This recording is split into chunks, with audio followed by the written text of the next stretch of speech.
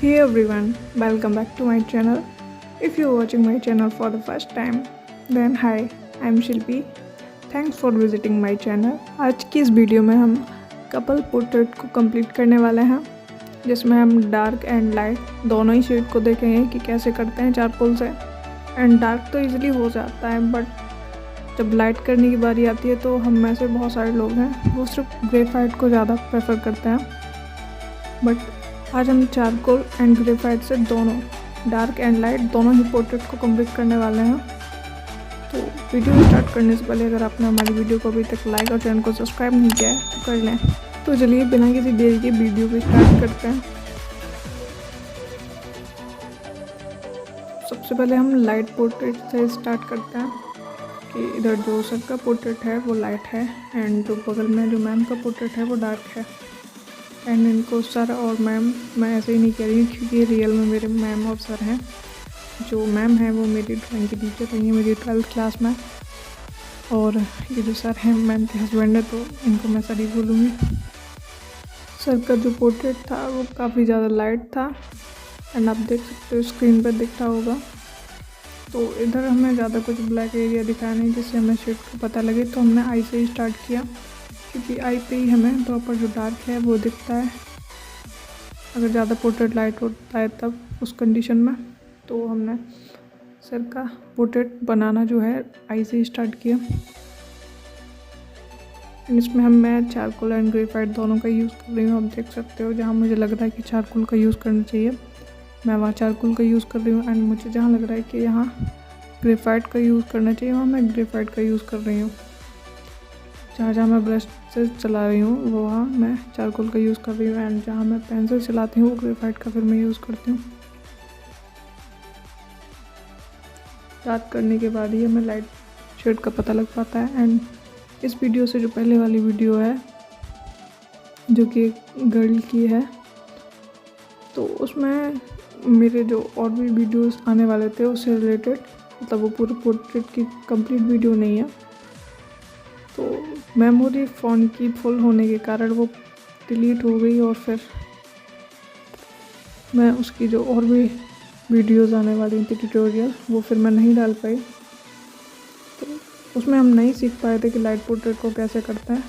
तो हम इस वीडियो में सीखेंगे कि लाइट जब पोर्ट्रेट ज़्यादा होता है तो हम उसको कैसे चारकोल के साथ अच्छे से मैनेज करते हैं, उसको कैसे मतलब किस तरीके से हम चारकोल का यूज़ करते हैं ताकि जो हमारा पोर्ट्रेट है वो ज़्यादा डार्क ना हो। मुझे पर्सनली मैं बताऊँ तो मुझे ग्रेफाइट से ज़्यादा चारकोल का यूज़ ज़्यादा अच्छा लगता है क्योंकि चारकोल जो है अच्छे से ब्लेंड हो जाता है ब्रशेस से, एंड ग्रेफाइट से थोड़ा ज़्यादा टाइम लगता है मेरे अकॉर्डिंग। बाकी आप अपने अकॉर्डिंग देख सकते हैं। इसमें हम प्रॉपर एक आई को बनाएंगे, पूरा जो भी है हाइलाइट्स वगैरह वो सब देंगे। एंड उसके बाद भी अगर लगता है बाद में कि थोड़ा सा डार्क या फिर लाइट तो वो हम बाद में भी करेंगे क्योंकि कोई भी पोर्ट्रेट एक बार में ही कंप्लीट तो नहीं होता है। अच्छे से हम इसको कंप्लीट करेंगे आई को, एंड इस आई के बाद हम सेकंड आई पे जाएंगे, उसको कंप्लीट करेंगे। अब हमने सेकंड आई भी अपनी स्टार्ट कर दिया। रियलिस्टिक पोर्ट्रेट बनाने के लिए हमें लाइट टू डार्क करना होता है, चाहे उसमें पहले से ही डार्क क्यों ना हो, बट फिर भी हमें उसमें पहले लाइट करना है एंड उसके बाद हमें डार्क पे करना है। अगर एकदम से हम उसमें डार्क कर देंगे तो उसमें जो होते हैं पैचेस आने लगता है, तो हमें लाइट टू डार्क करना चाहिए ताकि जो हमारा पोर्ट्रेट है वो एकदम रियलिस्टिक लगे एंड पूरा जो है पोर्ट्रेट वो जो रेफरेंस इमेज है उससे मैच करें। अक्सर हम इन्हीं छोटी छोटी चीज़ों का ध्यान नहीं रखते जिसके कारण जो हमारा पोर्ट्रेट है वो रियलिस्टिक नहीं लगता। फिर हमें लगता है कि पता नहीं मतलब हमसे होगा ही नहीं या फिर हम कर ही नहीं पाएंगे। बट अगर आप इन चीज़ों का ध्यान रखोगे कि पहले लाइट शेड करना है उसके बाद डार्क पे जाना है, तो आप देखोगे कि आपका जो पोर्ट्रेट है वो कितना ज़्यादा रियलिस्टिक लगने लगता है फिर।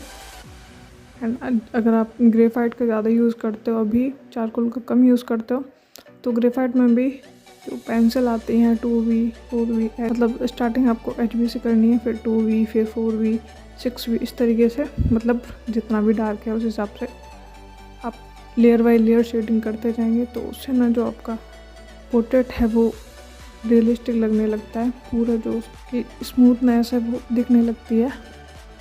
चारकोल में तो ये होता है कि आप अपने अकॉर्डिंग उसको, मतलब अगर ज़्यादा डार्क करना है तो फिर पाउडर का ज़्यादा यूज़ करो, और लाइट करना तो फिर कम पाउडर का यूज़ करो। एंड पेंसिल में आपको इन सब चीज़ों को ध्यान रखना है कि 2V का पहले यूज़ करना है, फिर उसके बाद 4V का करना है।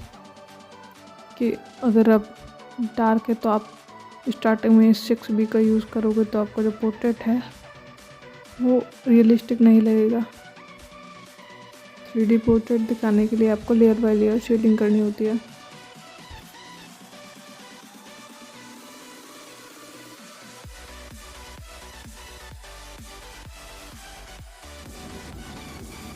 आप लोग वीडियो को पूरा देखो, एंड अगर आपको कुछ सीखने को मिलता है तो कमेंट में ज़रूर बताएं। एंड आपकी अगर अलग से भी कोई भी कुछ भी आपको पूछना हो, कोई भी क्वेरीज हो आपकी, तो आप मुझे यूट्यूब पे कमेंट कर सकते हो या फिर मुझे इंस्टा पे DM कर सकते हो।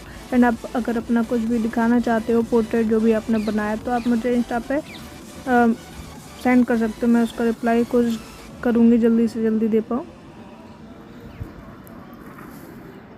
एंड आपने अभी तक वीडियो को लाइक एंड चैनल को सब्सक्राइब नहीं किया तो प्लीज़ कर लें, क्योंकि आपको भी हेल्प होगी आगे चल के एंड हमें भी मोटिवेशन मिलता है। और जितना हो सके आप शेयर करें लोगों तक, ताकि जिन्हें पोर्ट्रेट बनाना अच्छा लगता है, मतलब जिनकी शेडिंग प्रॉपर नहीं आ पा रही है, तो उनकी भी हेल्प हो जाएगी।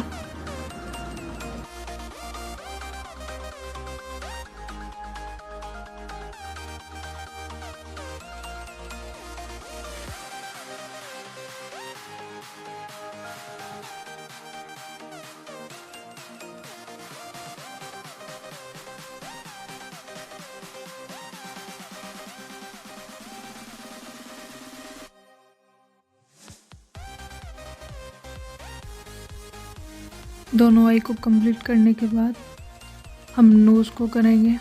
नोज़ में हम पहले जो डार्क एरिया उसको पहले देखेंगे, उसके बाद हम नोज़ को करेंगे। और आई अभी कंप्लीट नहीं हुई है, जैसे कि मैंने आपको पहले भी वीडियो में बताया था और इस वीडियो में भी शुरू में बताया था कि कोई भी पोर्ट्रेट है वो एक बार में ही कंप्लीट नहीं होता। जब तक वो पूरा बन ना जाए उसके बाद भी हम उसको देखते हैं अच्छे से कि कहाँ और कितना क्या लाइट और डार्क करना है। नोज़ भी काफ़ी लाइट ही है, तो मैंने ब्लेंडर में जितना भी शेड था मेरा, मैंने उसको पहले चेक किया, उसके बाद उसको पोर्ट्रेट पे यूज़ किया। तो आप जो भी यूज़ करो, ब्रश या फिर ब्लेंडर, पहले उसको एक बार वाइट पेपर पे आप चेक करो, ज़्यादा डार्क तो नहीं है जहाँ आपको लाइट करना है। तो चेक करने के बाद ही आप उस पर यूज़ करो, क्योंकि जब आप चेक करके अपने पोर्ट्रेट्स पे काम करोगे तो आपका जो पोर्ट्रेट है वो ख़राब नहीं होगा। चेक करना सही रहता है।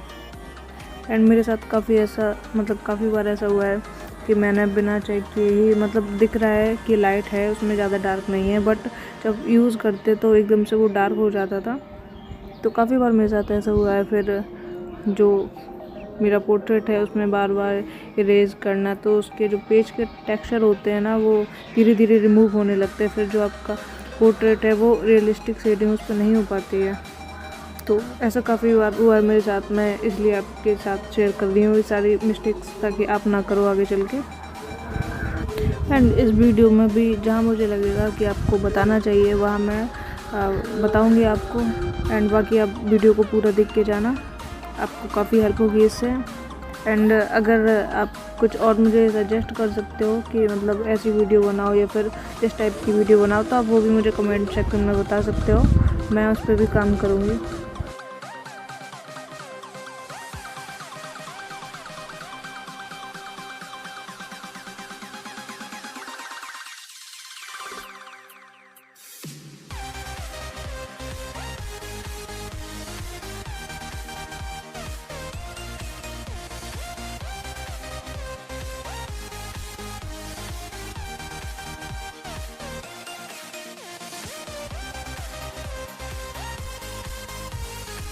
जब भी हमें वाइट हेयर को बनाना होता है तो हमें ना उसके जो आसपास जितना भी एक्स्ट्रा पेपर होता है ना, उसको लाइट शेड करना होता है ताकि जो हमारे वाइट हेयर हैं वो हमें अच्छे से दिखें।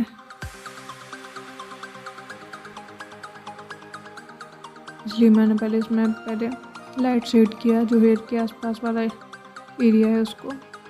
उसके बाद जब मैं हेयर को करूँगी तो जो उसमें शाइनिंग दिखेगी ना, वो थोड़ी आसपास का जो एरिया है उससे थोड़ा उभर के आएगी। नहीं अगर मैं पीछे शेड नहीं करती तो क्या होता कि जो शाइनिंग है ना हेयर में वो हमें दिखती ही नहीं, मतलब पेज के जैसे ही लगती है हमें। इसलिए वहाँ पे शेड करना ज़रूरी था।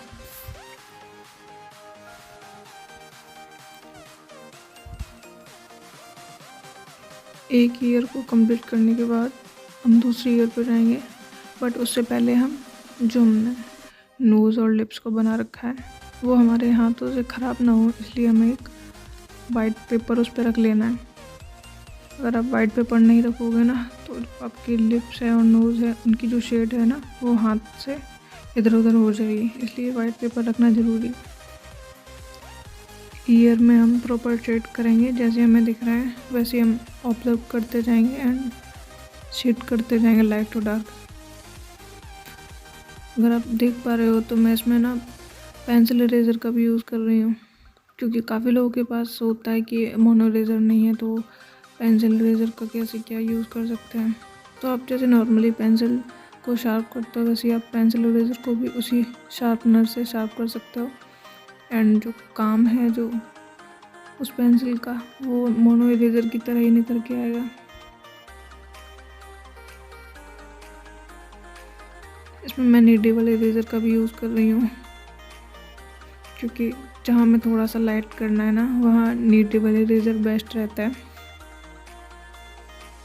बाकी जो और इरेज़र होते हैं वो एकदम से वाइट कर देते हैं, बट नीडेबल इरेज़र हमें जितना लाइट करना होता है उतना हम लाइट कर सकते हैं इससे।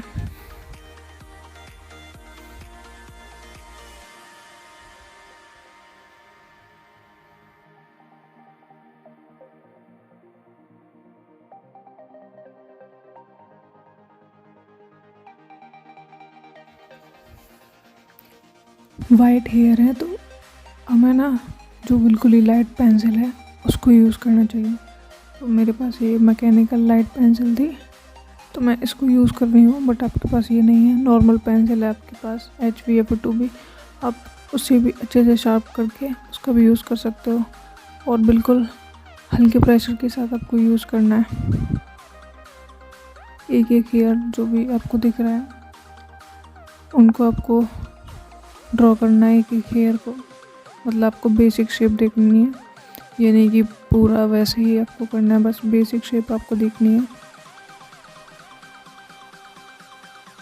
और अच्छे से ऑब्जर्व करते हुए आपको हेयर को ड्रॉ करते जाना है।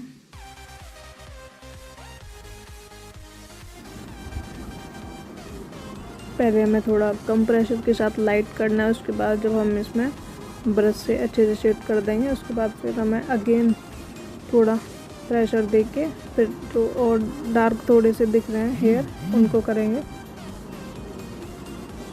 एंड हम लेयर बाय लेयर हेयर में भी ऐसे ही करेंगे, क्योंकि ये वाइट हेयर है।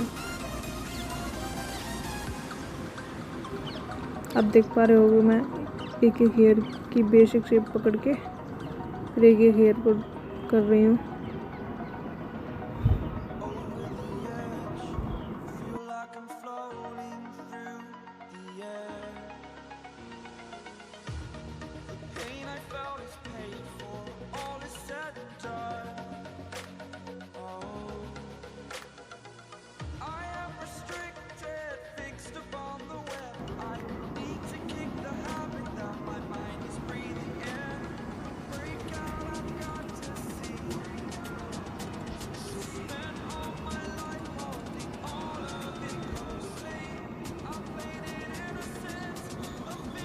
आपके पास जो भी ब्रश हो आप उससे शेड दे सकते हो,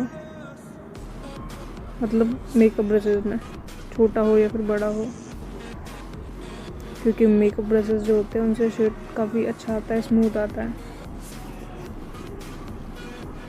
उसके बाद हम जो 4B मैकेनिकल पेंसिल है, हम उससे अब हेयर को ड्रॉ करेंगे।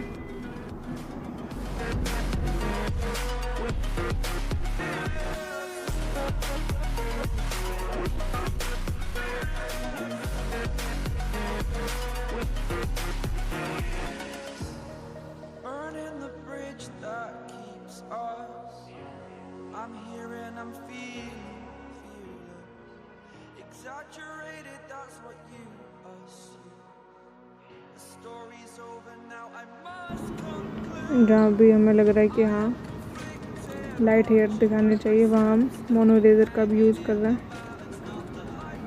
वैसे आप तो पूरा हो जाए आप तभी करना, मोनो इरेज़र का या फिर पेंसिल इरेज़र का, जो भी है आपके पास।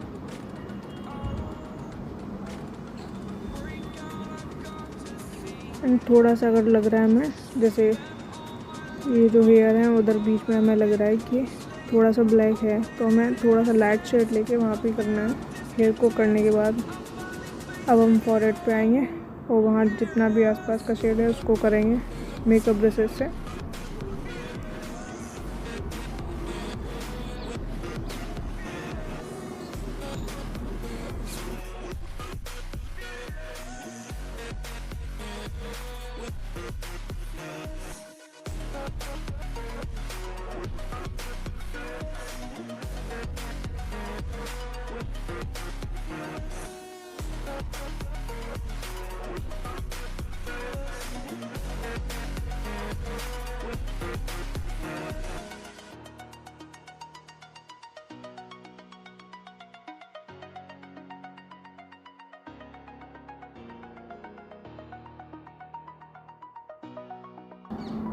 हमें लाइट शेड ही करना है पहले फेस पे, जो नॉर्मल शेडिंग होती है वो करनी है। उसके बाद हमें जहाँ जहाँ हमें डार्क शेड दिख रहा है फिर हम उसको करेंगे, बट फर्स्ट लेयर जो है हमें लाइट शेड की करनी है।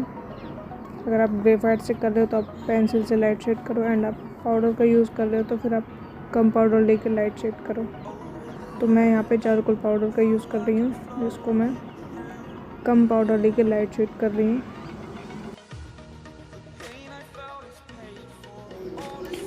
इस फर्स्ट लेयर को कंप्लीट करने के बाद अब हम सेकंड लेयर पे आएंगे और हमें जहाँ भी लाइट से थोड़ा डार्क शेड दिखेगा हम उसको करेंगे। और इसको भी हमें ब्रश से ही करना है। आप चाहो तो थोड़ा मोटा ब्रश ले सकते हो जो आपको सूटेबल हो, जिसके साथ आप अच्छे से कर सको।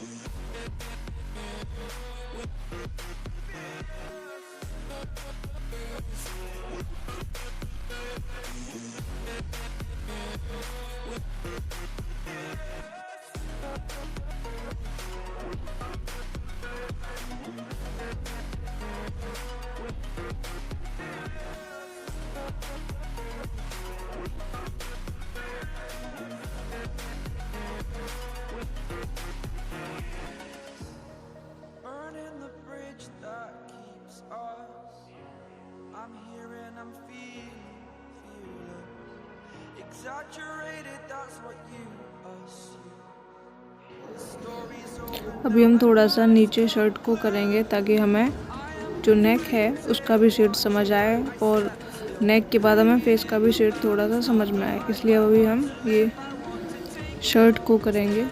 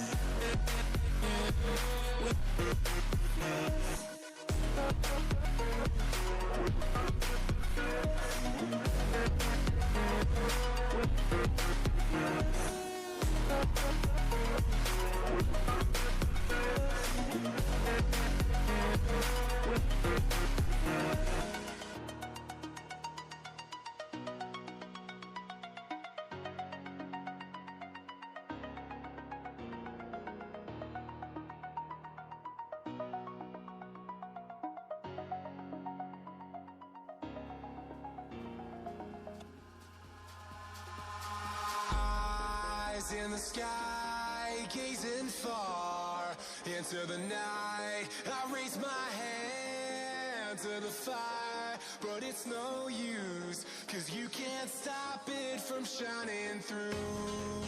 It's true, baby, let the light shine through. If you believe it's true, baby, won't you let the light shine through for you, for you, for you, for you, for you,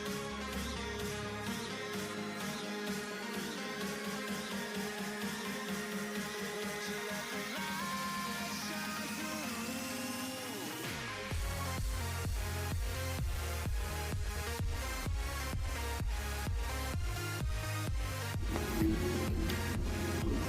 face और नेक की shading complete करने के बाद अभी हम shirt पे आएंगे, उसको कंप्लीट करेंगे।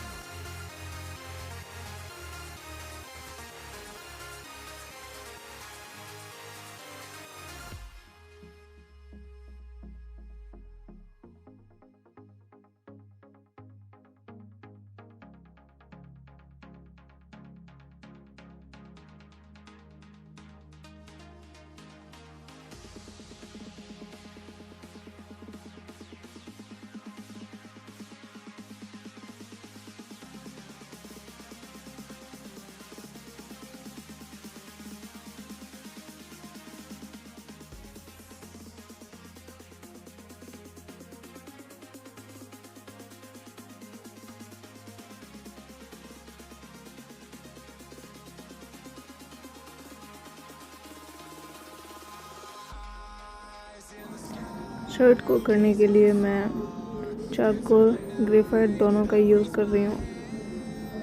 जहाँ मैं ब्रशेस का यूज़ कर रही हूँ वहाँ मैं चारकोल का यूज़ कर रही हूँ, एंड जहाँ मैं पेंसिल का यूज़ कर रही हूँ या फिर मैकेनिकल पेंसिल का यूज़ कर रही हूँ वो ग्रेफाइट का यूज़ कर रही हूँ। ग्रेफाइट पाउडर का मैं यूज़ नहीं कर रही इसमें, सिर्फ और सिर्फ चारकोल पाउडर का यूज़ कर रही हूँ।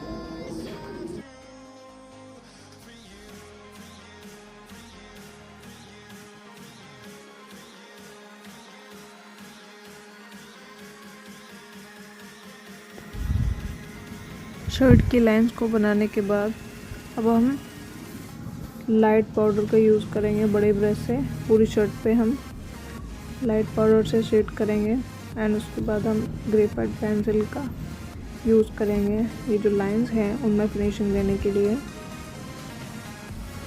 और इन लाइंस को आप चाहे ब्रश से या फिर ब्लेंडर से, जिससे आपको सही लगे आप उससे इनको शेड कर सकते हो, बट मैं अभी इनको ब्लेंडर से कर रही हूँ।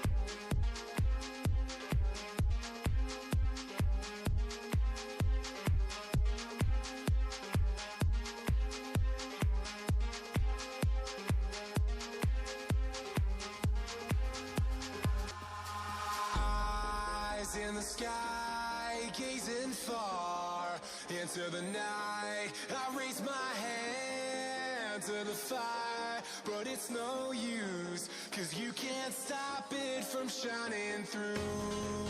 It's true, baby, let the light shine through. If you believe it's true, baby, won't you let the light shine through for you.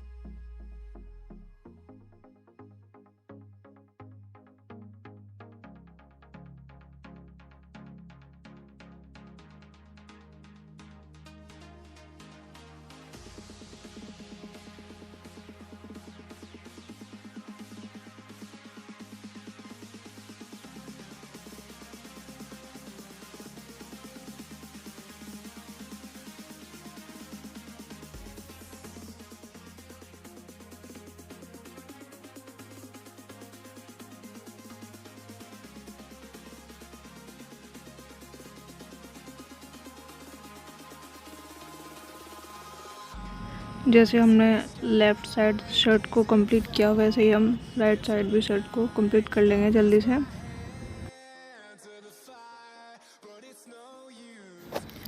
Shirt को करने के बाद अब हम मैम के पोर्ट्रेट पे आएंगे। इसमें वैसे हम हेयर से भी स्टार्ट कर सकते थे एंड आई से भी स्टार्ट कर सकते थे, क्योंकि हेयर भी डार्क है तो हमें उससे भी शेड समझ आता और आई से भी हमें शेड समझ आता। तो मैंने हेयर को ना लेके आई से स्टार्ट किया। इसमें भी सर की पोर्ट्रेट से मैम का पोर्ट्रेट थोड़ा ज़्यादा डार्क है, जैसे कि आप देख सकते हैं स्क्रीन पर। सर की पोर्ट्रेट में हमने ग्रेफाइट चारकोल दोनों का यूज़ किया था, बट ग्रेफाइट का थोड़ा ज़्यादा किया था। बट अभी हम मैम का पोर्ट्रेट कर रहे हैं तो इसमें हम चारकोल का ज़्यादा यूज़ करेंगे और ग्रेफाइट का थोड़ा कम करेंगे। जहाँ हम लगेगा ग्रेफाइट का वहाँ हम ग्रेफाइट का करेंगे और चारकोल का हम ज़्यादा यूज़ करेंगे। मेरे लिए ये पोर्ट्रेट बहुत ज़्यादा स्पेशल है, क्योंकि ये मेरी लाइफ में फर्स्ट टीचर थी जिनकी वजह से मेरे अंदर जो टीचर्स को देखने का नज़रिया था वो थोड़ा सा चेंज हुआ था। क्योंकि मेरी नज़र में टीचर्स का मतलब टीचर्स को देखने का नज़रिया ये अलग था। टीचर मतलब डर, उस टाइप से मुझे ऐसा लगता था टीचर्स सिर्फ होमवर्क देते हैं और फिर ना करके ले जाओ तो फिर पीटते हैं, या फिर जो भी है। मार तो खैर बहुत खाई है हमने। तो मेरे लिए फर्स्ट टीचर थी जिन्होंने इतने प्यार से मतलब बहुत ज़्यादा प्यार से समझाया, हर चीज़ को समझाया, और कभी लगा भी नहीं कि ये हमारी टीचर हैं। एकदम फ्रेंड की तरह इनका बिहेवियर था सारे बच्चों के लिए। तो काफ़ी प्यार से इन्होंने सारे बच्चों को ही बहुत कुछ सिखाया। बट मेरी नज़र में ये स्पेशल इसलिए है क्योंकि ये मेरी लाइफ में फर्स्ट टीचर थी जिन्होंने इतने प्यार से इतना कुछ सिखाया, सब्जेक्ट से हट के काफ़ी कुछ सिखाया, जिनको मैं आज तक उन चीज़ों को आज तक मैं बनाती हूँ और काफ़ी कुछ सीखा है उन सारी चीज़ों से जो मैम ने सिखाई थी जब मैं 12th क्लास में थी। एक अलग ही छवि है मैम के लिए। और जब उन्होंने खुद से बोला कि हमारे लिए भी बनाओ, हमारा भी बनाओ, तो अलग ही लेवल की खुशी थी। जब आपके टीचर्स को आप पे भरोसा होता है या फिर यूँ कहें कि हाँ ये बच्चा हमारा ही है, उस तरीके से बोलना, तो एक बच्चे को भी खुशी होती है बहुत ज़्यादा। वो उस टाइप की खुशी शायद मैं अभी अच्छे से एक्सप्लेन नहीं कर पा रही हूँ, बट बहुत ज़्यादा अंदर से खुशी थी, काफ़ी अच्छा लगा। और ये मेरी फेवरेट टीचर्स में से फर्स्ट नंबर पे आती हैं। सारे ही अच्छे हैं जितने भी टीचर्स हैं, बट ये मेरी नज़र में पहली ऐसी टीचर थी, इसलिए ये फर्स्ट नंबर पे आते हैं, क्योंकि काफ़ी काइंड नेचर था इनका और आज तक भी है इनका नेचर ऐसा, बिल्कुल भी चेंज नहीं हुई है। तो बहुत ज़्यादा मुझे अच्छी लगती हैं ये मैम अपनी। और इन मैम का पोर्ट्रेट तो मैं बना के उनको दे भी आई। और इससे पहले जो वीडियो थी उसमें मैंने अपनी वॉइस ओवर नहीं किया था अपना, बट सोचा फिर कि करना चाहिए वॉइस ओवर। उसको मैंने बस जल्दी से ऐसे अपलोड कर दिया था, क्योंकि काम भी था, तो फिर मुझे लगा नहीं हो पाई, तो फिर मैंने उसमें वॉइस ओवर नहीं किया।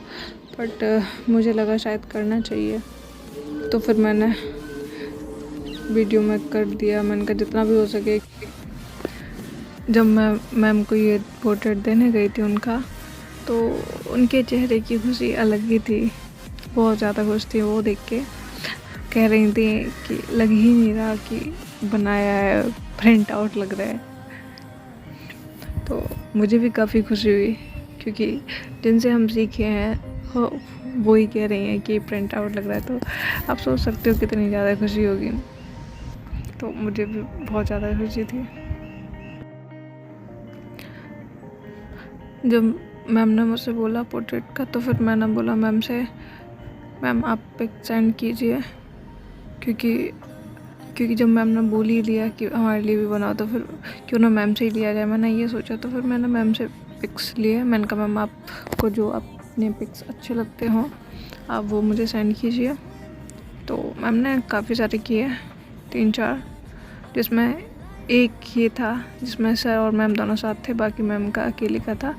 तो मैम ने कहा कि जो बेटा अच्छा लगे वो बना देना। तो मैंने सोचा क्यों ना सर के साथ वाला बनाया जाए, क्योंकि जो सर हैं वो अब इस दुनिया में नहीं है। तो मैम का बनाती उनको खुशी होती, लेकिन और ज़्यादा खुशी तब होती जब मैं साथ वाला बनाती। तो मैंने सोचा साथ वाला ही बनाते हैं।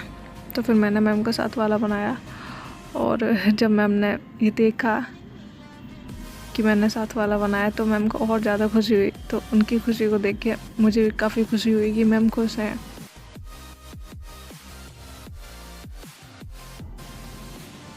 दोनों आई को करने के बाद अभी हम नोज़ पे सेट करेंगे, जैसे हमने सर वाले में किया था कि पहले जो डार्क एरिया है नोज़ का उसको करेंगे, उसके बाद नोज़ की जो शेड है उसको करेंगे। तो यहाँ पे भी हमने वैसे ही रूल्स को फॉलो किया।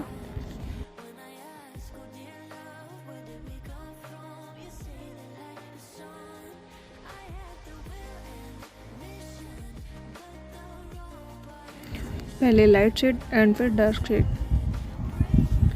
और बीच में जो शाइनिंग वाला पार्ट है उसको हम नीडेबल इरेजर से करेंगे।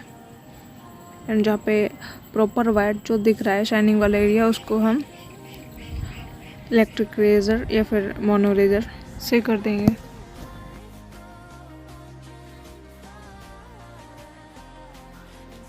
आप लोग सोच रहे होंगे मैंने लिप्स पे ना ही पेंसिल का यूज़ किया ना ही पाउडर का यूज़ किया, फिर मैं शेड कैसे कर रही हूँ। तो इस ब्लेंडर में ऑलरेडी थोड़ा सा शेड था, इससे लाइट शेड हो सकता था, तो मैंने डायरेक्ट ही ब्लेंडर का यूज़ किया। एंड उसके बाद मैं चारकोल पाउडर का यूज़ कर रही हूँ।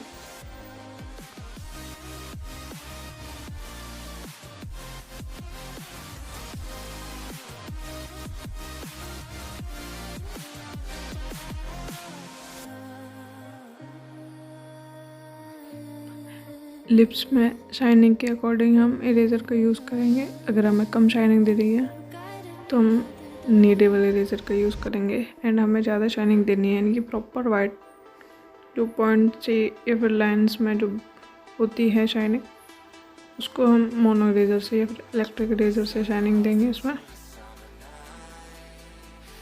और शाइनिंग देने के बाद ब्रश से थोड़ा मर्ज कर देंगे ताकि एकदम से ही शाइनिंग ना आए, थोड़ा मर्ज करके दिखे तो उससे और ज़्यादा रियलिस्टिक लगता है।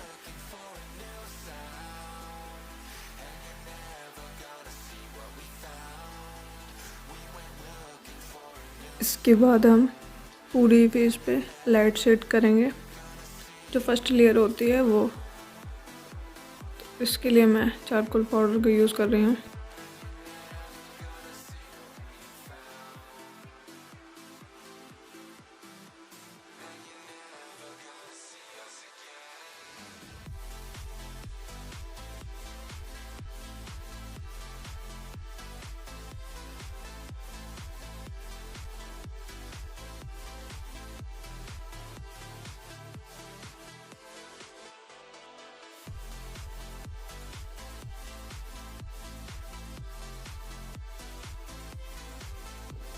और इस पे हम लाइट शेड करके छोड़ देंगे। उसके बाद हम हेयर को करेंगे। जब हमारे हेयर कंप्लीट हो जाएंगे तब हम फेस को कंप्लीट करेंगे। हेयर को करने के लिए ये जो हेयर हैं इनमें शाइनिंग नहीं है इतनी, ये पूरी इमेज में ब्लैक है, तो हम इन्हें डायरेक्ट ही चारकोल पाउडर से पूरा ब्लैक कर देंगे।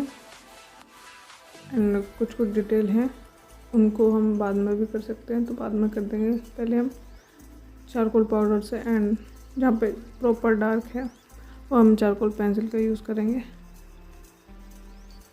चारकोल पेंसिल और चारकोल पाउडर दोनों से ही हम हेयर को कंप्लीट करेंगे।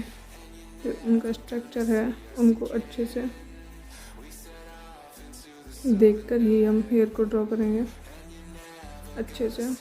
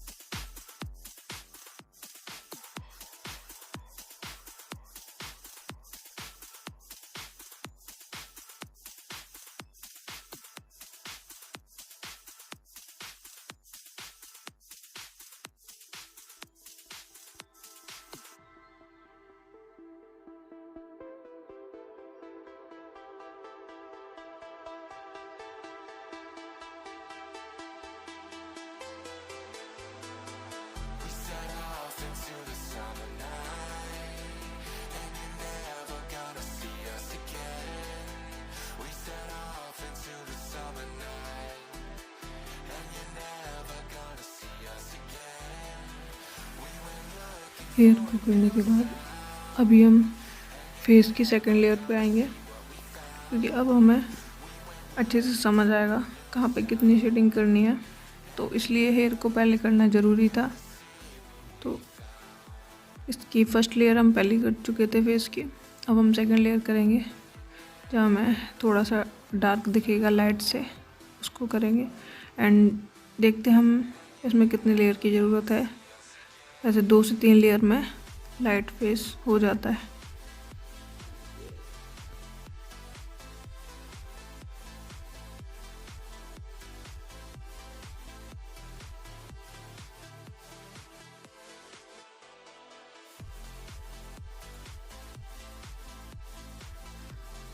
हम ये जो शेडिंग कर रहे हैं इसको अच्छे से मर्ज करना ज़रूरी होता है, क्योंकि अगर आप इसको अच्छे से मर्ज नहीं करोगे तो इसमें ना पैचेस आने लगता है, जिससे हमारा जो पोर्ट्रेट होता है वो बिल्कुल भी रियलिस्टिक नहीं लगता है। तो मर्ज करना बहुत ज़्यादा ज़रूरी होता है, स्पेशली फेस की शेडिंग में। बाकी सब में रहता है बट फेस में ज़्यादा रहता है।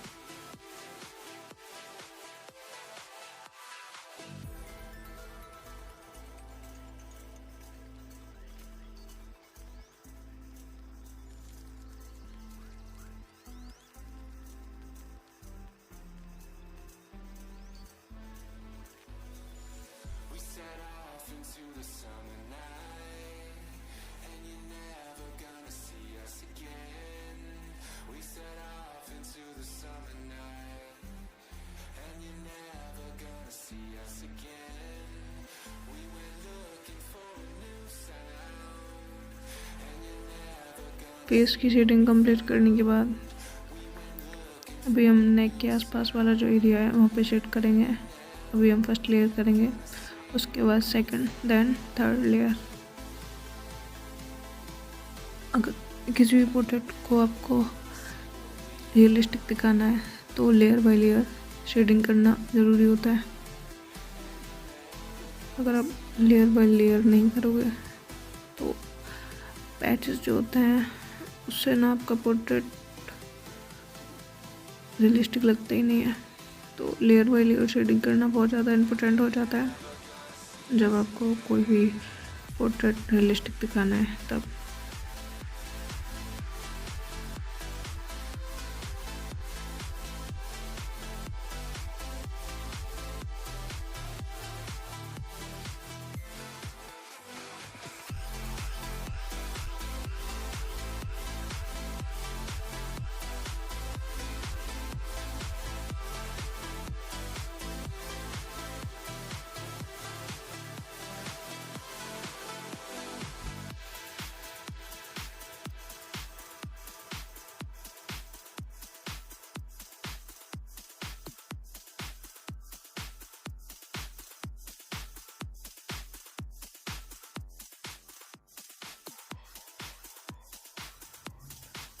हमें अच्छे से शेडिंग को ऑब्जर्व करते हुए ही शेडिंग करनी है। कहाँ कितना लाइट है, कहाँ कितना डार्क है, उस हिसाब से।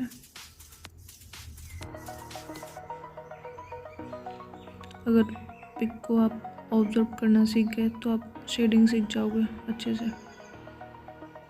क्योंकि जो मेनली प्रॉब्लम होती है, जिनकी प्रॉपर शेडिंग नहीं आती है, रियलिस्टिक नहीं लगती शेडिंग, तो उसका कारण यही होता है कि वो जो रेफरेंस इमेज है उसको अच्छे से ऑब्जर्व नहीं कर पाते, समझ नहीं पाते कितना कहाँ कितना लाइट है, कहाँ कितना डार्क है। ऑब्जर्व करने का मतलब ये नहीं है कि आपने पिक को देखा वैसे कर रहे हो, उसको अच्छे से देखो कितना लाइट है, कहाँ तक लाइट है, कितना डार्क है, एंड किस जगह प्रॉपर ब्लैक है, मतलब पूरा ही जो ब्लैक होता है किसी किसी जगह वो सब।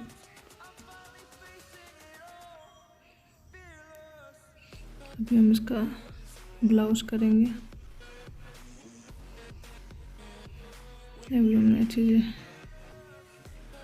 शेडिंग की है, ब्रश से भी करेंगे। अभी जो मैंने बीच में यूज़ किया था पर्पल, वो ब्यूटी ब्लेंडर था, जो हम नॉर्मली जो गर्ल्स होती हैं वो मेकअप में यूज़ करती हैं फेस पे मेकअप लगाने के लिए।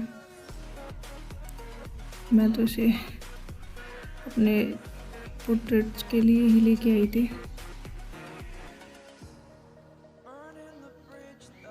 ब्लाउज में फिनिशिंग दिखाने के लिए हम ग्रेफाइट का भी यूज़ करेंगे। Exaggerated, that's what you assume. The story's over now, I must conclude. I am conflicted, watching where I step still, hanging in the balance, not the life I want to live. I want to take it all, standing tall, fear I weighed the person you are. Oh, break out, I've got to see. Spent all my life holding all of it closely. I played it in a sense, a feel of discontent. I'm finally facing it all, fearless. Blouse की shading के बाद इसमें जो border है ये shining वाला है, जो बनारसी बॉर्डर होते हैं उस टाइप से। तो इसमें साइड से शेडिंग होगी एंड बीच में लाइट शेडिंग होगी, जिससे ना ये अच्छे से दिखे कि हाँ ये शाइनिंग वाला बॉर्डर है। बीच में चमक दिखनी चाहिए, जो शाइनिंग है इसकी, वो तभी ये रियलिस्टिक लगेगा।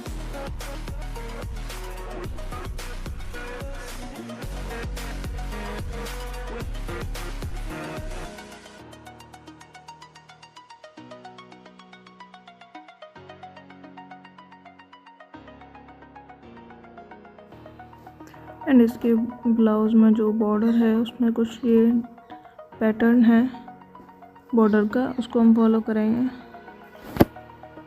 एंड जहाँ जहाँ शाइनिंग है वहाँ पे हम शाइनिंग ऐड करेंगे इरेजर की हेल्प से। Pain I felt is paid for, all is said and done. Oh, I am restricted, fixed upon the web. I need to kick the habit that my mind is breathing in. Break out, I've got to see. Spent all my life holding all of it closely. I played it in a sense, a feel of discontent. I'm finally facing it all, fearless. Blouse को करने के बाद अभी हम साड़ी पे आएंगे। ये जो साड़ी का ये वाला पार्ट है ये भी बॉर्डर का ही हिस्सा है, तो इसको भी हम ब्लाउज के बॉर्डर की तरह ही करेंगे। पहले लाइट शेड, उसके बाद पैटर्न के हिसाब से उसमें जो डिज़ाइन है उसको करेंगे। और जो साड़ी है उसको पहले हम पूरा ही ब्लैक कर देंगे, उसके बाद जो उसकी डिज़ाइन है साड़ी के उसको करेंगे हम मोनो इरेजर से, या फिर जो भी इरेजर आपको सही लगे आप उससे कर सकते हो। इसको हम पहले पूरा ही ब्लैक कर देंगे, उसके बाद इसमें हम डिज़ाइन डालेंगे। I'm here and I'm feeling fearless. Exaggerated, that's what you assume. The story's over now, I must conclude. I am और जो एक्स्ट्रा जगह है ये जो चारकोल फैल गया है इसको हम इरेजर से रिमूव कर देंगे। I want to take it all, standing tall, fear I weighed the person you are. Oh, break out, I've got to see. Spent all my life holding all of it closely. I played it in a sense, a feel of discontent. I'm finally facing it all, fearless.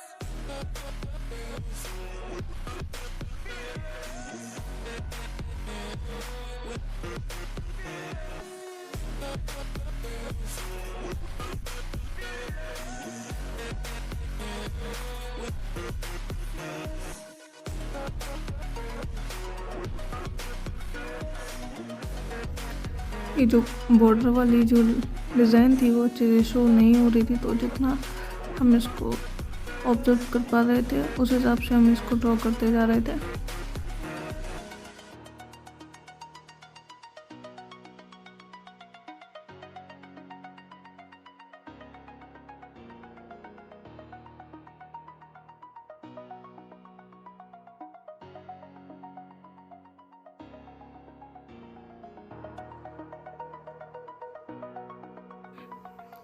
ये जो साड़ी है इसके left and right side में थोड़ा सा हमें shade कम दिख रहा था और बीच में ज़्यादा दिख रहा था, तो हमने उस शेड को थोड़ा रिमूव कर दिया और जो बीच में जो डार्क दिख रहा था हमने उसको रहने दिया ऐसे।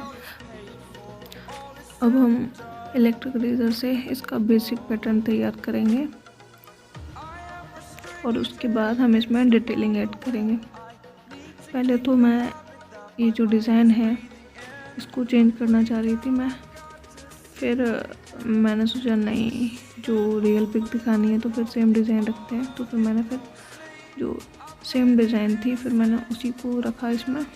इसका जो बेसिक पैटर्न था अब बन के तैयार हो चुका है। अब हम इसमें जो हमारा पैटर्न है उसके अकॉर्डिंग हम सर्कल ड्रॉ करते जाएंगे ऐसे ही।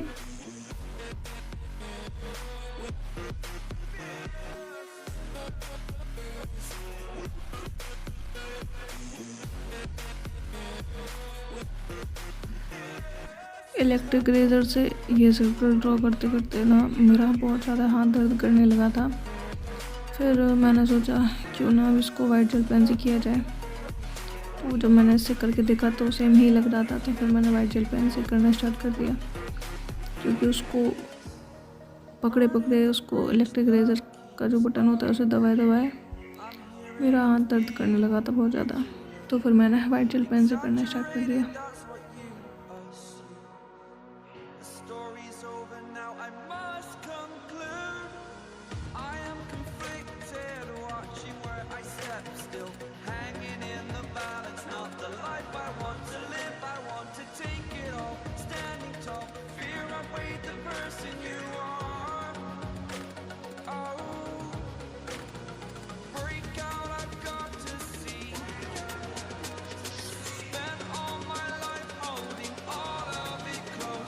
इसको करने के बाद अभी हम इसका ये जो नीचे वाला बॉर्डर है उसको करेंगे।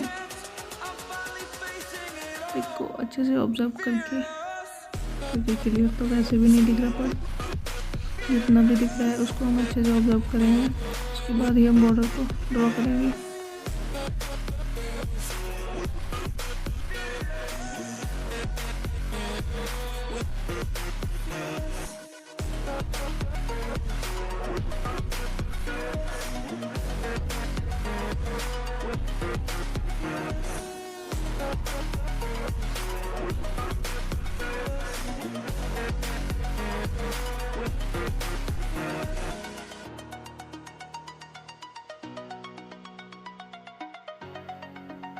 अब ये जो डिज़ाइन हमने बनाई है इसको अच्छे से हम ब्रश से अच्छे से थोड़ा सा मर्ज कर देंगे, थोड़ा सा डल दिखाएंगे। और ये है इसका फाइनल रिज़ल्ट। आप लोग कमेंट में ज़रूर बताना आपको कैसा लगा।